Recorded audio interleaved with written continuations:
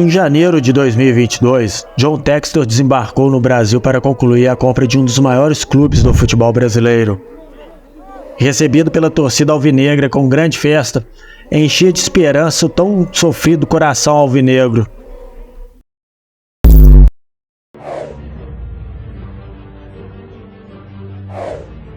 Em 11 de março do mesmo ano, finalizou a compra de 90% junto à antiga diretoria que comandava o futebol e de imediato liberou um aporte de 100 milhões aos cofres do clube. Na época, o bilionário já tinha 18% do Crystal Palace da Inglaterra, 80% do RWD Molenbeek da Bélgica e 77,5% do Lyon da França. Desde então, Textor se tornou uma figura emblemática e por vezes caricata no futebol brasileiro. Logo de início, partiu para o mercado, modificando drasticamente o patamar de contratações do clube alvinegro. Nomes como Edson Cavani e Irã Zaha foram logo de imediato sondados e procurados. Com isso, Textor já dava um grande recado.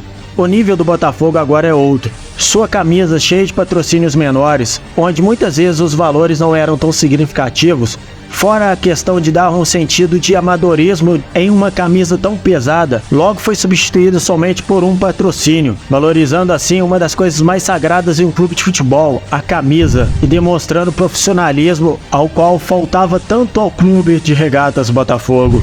Logo vieram as contratações, mais de 20 jogadores logo na primeira temporada, dentre os quais destacam-se Patrick de Paula, vindo do Palmeiras, Lucas Piazon, Tiquinho Soares, Tietê, além do técnico português Luiz Castro. Apesar das contratações, de toda a empolgação da torcida, a primeira temporada foi bem modesta, com o time terminando o Campeonato Carioca em quarto lugar, eliminado nas semifinais pelo Fluminense. Na Copa do Brasil foi eliminado pelo América Mineiro nas oitavas de finais. E no Brasileirão, uma campanha modesta, terminando em 11º lugar, ao final do campeonato de 2022.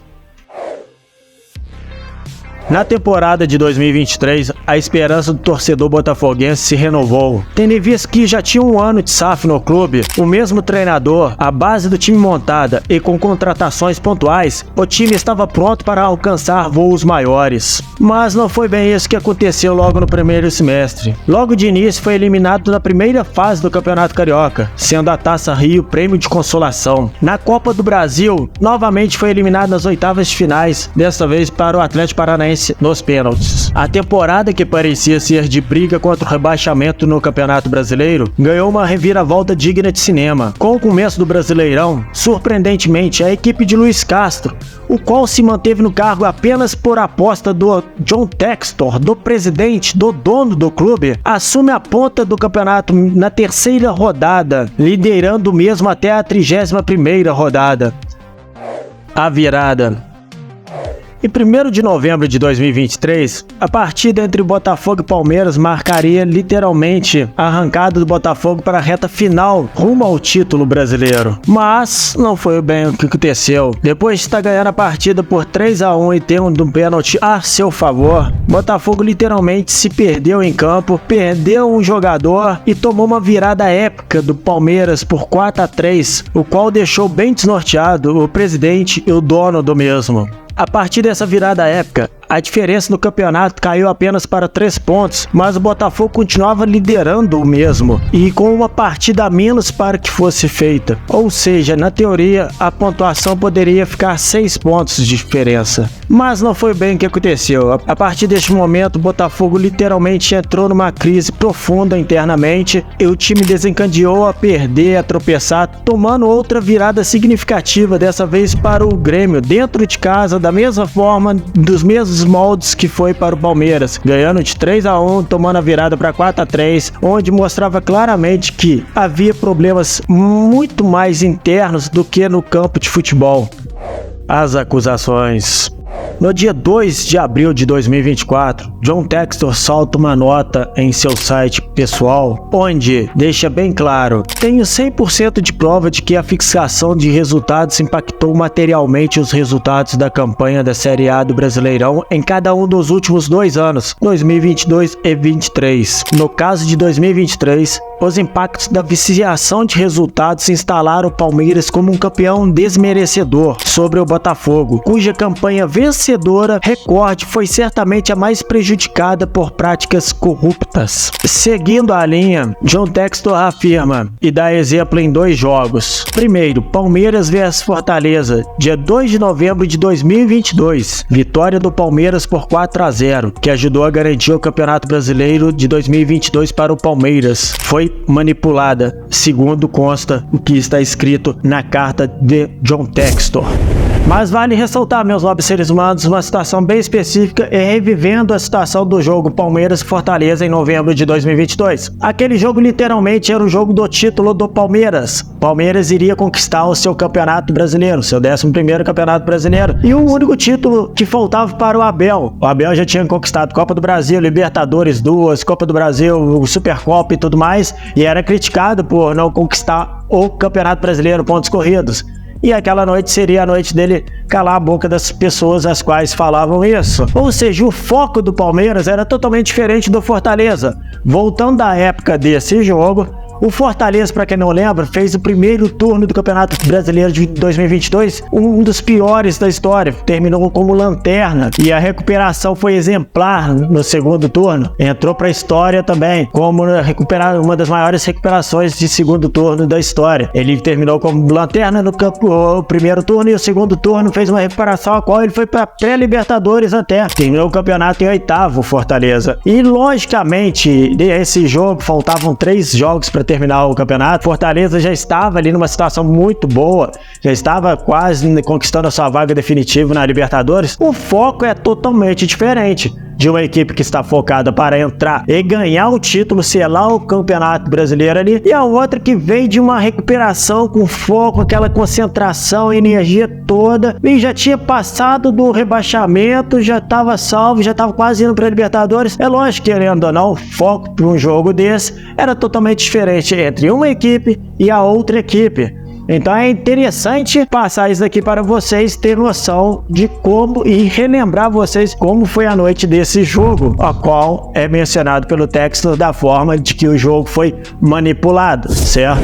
Outro jogo citado por John Textor em sua carta aberta no seu site foi Palmeiras e São Paulo, dia 25 de outubro de 2023. Segue o texto. Vitória do Palmeiras por 5-0, que foi o início de uma ultrapassagem aparentemente impossível e agora histórica de um time sobre o time do Botafogo, o qual tinha acabado de estabelecer o recorde de pontos do primeiro turno de um Brasileirão, após 14 vitórias em 17 jogos disputados. Foi manipulado. O jogo Palmeiras-São Paulo de outubro de 2023 foi, segundo os principais especialistas em inteligência artificial, manipulado por menos 5 jogadores do São Paulo. Um total de 7 jogadores exibiram desvios anormais em situações chaves de gol, embora apenas 5 jogadores tenham sido julgados como tendo ultrapassado os limites que estabeleceriam evidências claras e convincentes de manipulação de partida.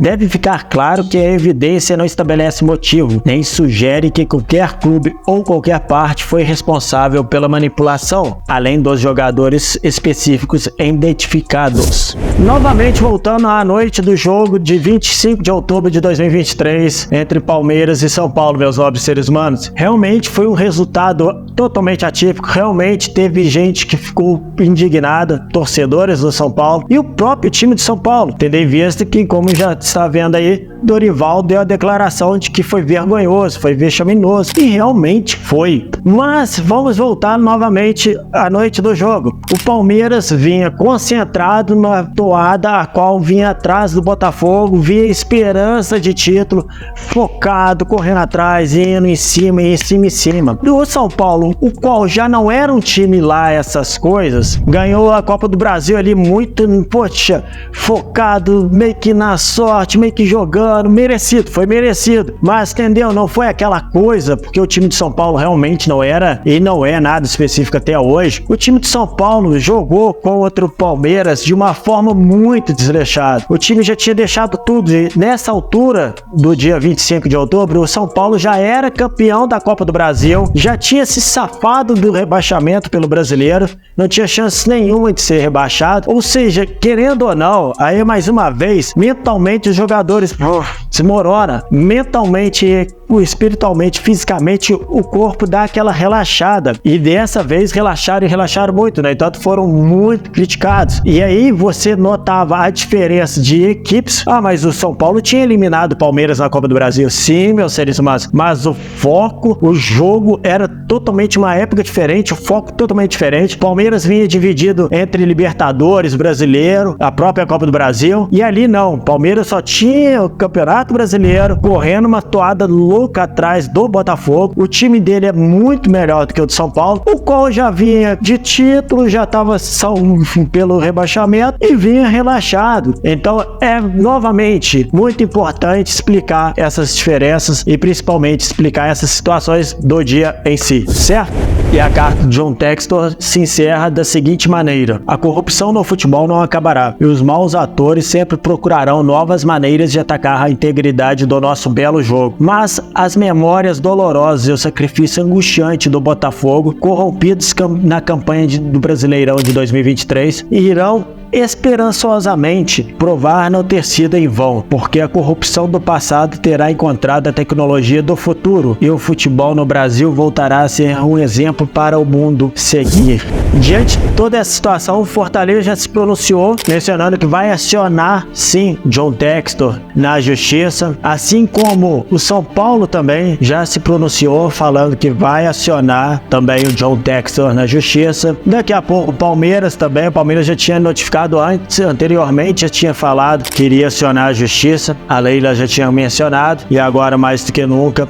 E assim veremos aonde irá parar essas acusações, essas supostas fraudes, manipulações. Vai ser comprovado, vai ser comprovado. Fato é que, se ocorreu, há de se duvidar do John Textor, seu estudo. No Brasil a gente não pode duvidar de nada. Há corrupção em todas as classes, completamente, infelizmente, todas as camadas do Brasil há corrupção. Corrupção na saúde, na educação, na infraestrutura, em todos os meios, infelizmente, todas as camadas na sociedade brasileira há a corrupção. Agora, como vai provar isso? Será que é o suficiente você mostrar no estudo de inteligência artificial que jogador jogou no nível menor e tudo? Segundo consta, tá na própria carta do John Textor. Eu torço para que, se ele comprovar, seria ótimo, dar uma limpeza, e o futebol brasileiro precisa ser limpo. Várias situações no Brasil precisam ser literalmente feita uma varredura, mas fica a situação, ficar falando e ameaçando, e mostra a prova, aí de repente mostra essa prova sobre inteligência artificial, sobre estudos da equipe e tudo mais, que o jogador correu menos, que isso e aquilo. Olha, isso não é o suficiente para provar que foi manipulado, pelo que tem até agora, pelo que demonstrou até agora. Fora os outros áudios de divisões menores anteriormente, John Textor tinha falado e em nenhum momento apresentou, pelo menos não apresentou para ninguém. E se ele não provar, John Textor tem que ser punido? No mínimo tem que ter uma punição para ele parar também, porque você não pode ficar toda hora levantando a credibilidade do futebol brasileiro, jogando lá embaixo, a qual envolve muitas e muitas pessoas que vivem disso. Eu pretendo viver somente disso também. As pessoas sustentam famílias com a situação. A partir do momento que desce, cai a credibilidade, cai o arrecado, muitas pessoas podem até ser demitidas e perde verbas com isso. O dinheiro diminui, o investimento diminui, a procura é menor, o povo não vai querer, o público não vai querer pegar e assistir uma coisa que, vamos dizer, é manipulada, é roubada, logicamente. Então cai a credibilidade. Então, se ele não provar, ele tem que ser punido. Agora, se ele estiver certo, pode ser um pontapé fundamental para a mudança do futebol brasileiro, certo? Meus nobres seres humanos, estamos de volta com tudo. Preciso muito do apoio de vocês. Vocês já sabem como é que é a questão do RBR Esportes, ainda não monetizado, precisamos da ajuda de vocês. Se inscreva no canal, compartilhe esse vídeo, divulgue a palavra, xinga, debata, vamos dialogar, não é certo? E não se esqueçam, nos stories, nos shorts, perdão, sempre vai ter vídeos, que é os vídeos mais curtos e mais rápidos. Então assistam os shorts também. Renato Bertolino Rodrigues, RBR Esportes. Até os próximos vídeos. Bye!